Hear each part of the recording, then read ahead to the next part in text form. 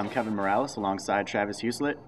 Travis, how was vacation last week? Went well. I'm glad to be back and get back at it here. So. All right, good to have you back. While you were gone on Saturday, I was at the final prep high school game that we're going to cover this year. It was Lodi at Walworth Bigfoot in the state semifinals. By far the best high school football game I've ever seen. There's some legit athletes on both teams, but for Bigfoot in particular, this Mike Walker, the running back, who I've heard of before, never got to see him play. This guy's jumping over tacklers. He's moving the pile several yards. A legit athlete. And it's just so much fun to watch those kind of guys up close and in person. The game itself was fantastic. Lodi takes a 21-7 lead at the half. They have all the momentum, but all of a sudden Walworth Bigfoot comes back with big plays.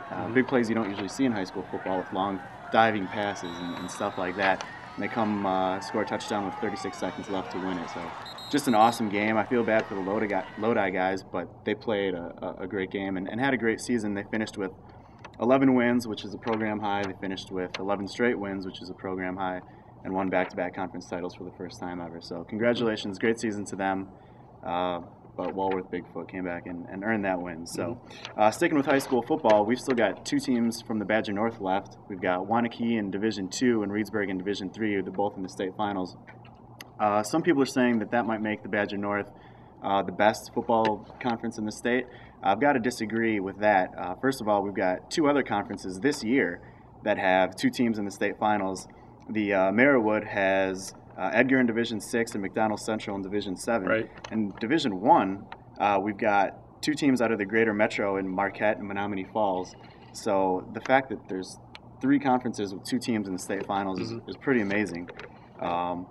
What do you think about it? Yeah, it's when you compare conferences, who's better? I'm sure people in Portage would like to claim the Badger North is the best, but it's really hard to compare. It's kind of like apples and oranges. You got a Marywood conference who's got Edgar and Chippewa Falls, McDonald both playing in state finals, and last year Stratford beat Edgar, so there's a third team. Right. That you kind of throw into the mix. So while that's an impressive resume for conference, but being a small school conference, the teams aren't necessarily better than like the Badger North's bigger school, so it's really hard to compare. Yeah.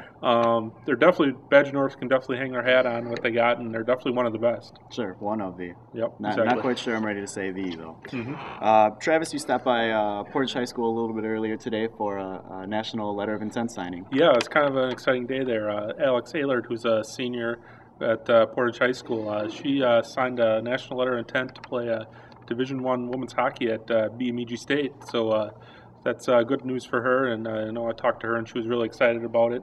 And for fans of her, the good news is they get to see her at least twice a year. I was going to say, because they're in the WCHA, so they'll play the Badgers in the Cole Center, twice a year. So did she say, was she recruited by Wisconsin at all? They did have interest. I don't know if she was offered, but she did have interest from the Badgers, and the Beavers stepped in and gave her an offer, and she went up there and visited and loved it, and so she's going to Bemidji. Cool, good for her. On Saturday, I'm going to be at the Wisconsin at Northwestern football game, and this is a big game for the Badgers. A lot of people with their win last week, still the Big Ten title hopes are still there, but they have to win the games that they're supposed to win. What are your predictions for Saturday? I see Northwestern's a very good team, but I see there's no way the Badgers can lose this game. I mean, so much on the line for them. That they still could win and share the title, because if Michigan can somehow beat Ohio State, I don't know if that'll happen, but it's a big rivalry game, and weird things happen. Yeah. So, and that game's actually early. The Michigan-Ohio State one is, so the Badgers will kind of know their fate going into that. So if Michigan wins, Wisconsin can still win a share of the title, and even if they can't win the share, they can finish a great year and kind of up their bowl resume.